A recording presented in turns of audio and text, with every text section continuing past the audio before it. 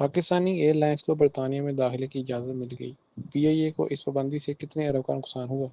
برطانیہ نے Pakistani air line کی ملک میں داخلے پر عائد پابندی ختم کر دی ہے۔ پاکستان میں برطانوی ہائی کمیشن کی جانب سے جاری کردہ بیان میں کہا گیا ہے کہ پاکستان کا نام برطانیہ کی ایئر سیفٹی لسٹ سے حذف کر دیا گیا ہے اور اب پاکستانی ایئر لائن برطانیہ میں فلائٹ آپریشن شروع کرنے کے لیے اپلائی کر سکتی ہے۔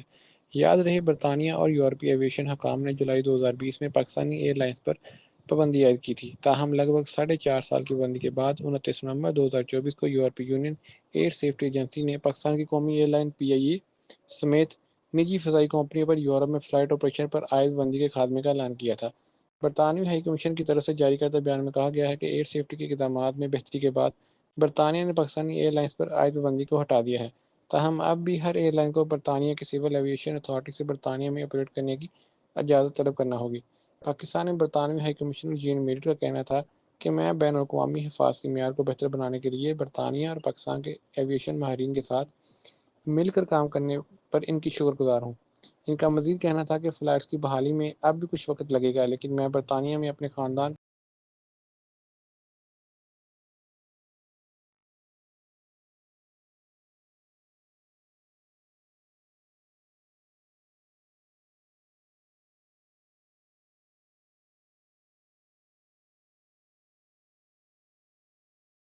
شہباز شریف کا کہنا تھا کہ برطانیہ میں 16 لاکھ سے زائد پاکستانی نژاد افراد بستے ہیں، جبکہ ہزاروں برطانوی شہری پاکستان میں رہائش پذیر یا مقیم ہیں۔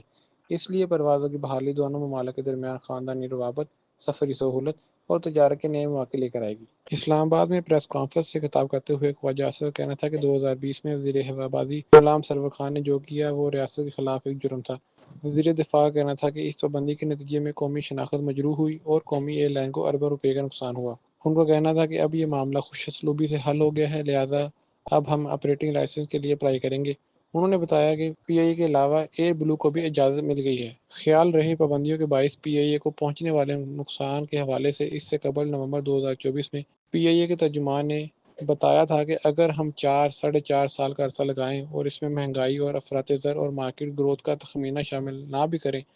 تو یہ رقم لگ بھگ 200 ارب روپے کے قریب بنتی ہے۔ اب سوال یہ بنتا ہے کیا پی آئی اے کی نجکاری میں بھی فائدہ ہوگا؟ پی آئی اے سے یورپ کے بعد برطانیہ سے پابندی ایک ایسے وقت میں ختم ہوئی ہے جب پاکستانی حکومت اس کی نجکاری کے لیے کوشاں ہے، اور اس سلسلے میں نجکاری کمیشن کو 5 پارٹیوں کی جانب سے دستاویز موصول ہوئی ہیں جنہوں نے ایئر لائن کی خریداری میں دلچسپی کا اظہار کیا ہے۔ معاہدے کے تحت پاکستان کو اپنے خسارے میں چلنے والے چند قومی اداروں کی نجکاری کرنا ہے۔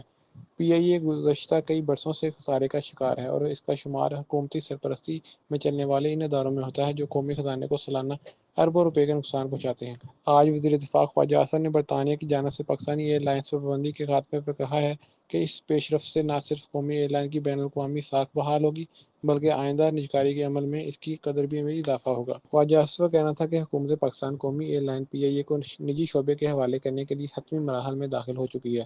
تاکہ دائرے کی قدر میں اضافہ ہو اور بین الاقوامی سطح پر اس سے مزید فعال اور قابل اعتماد بنایا جا سکے اور یہ ادارہ ایک بہتر قیمت پر نجی شعبے کے حوالے کیا جا سکے۔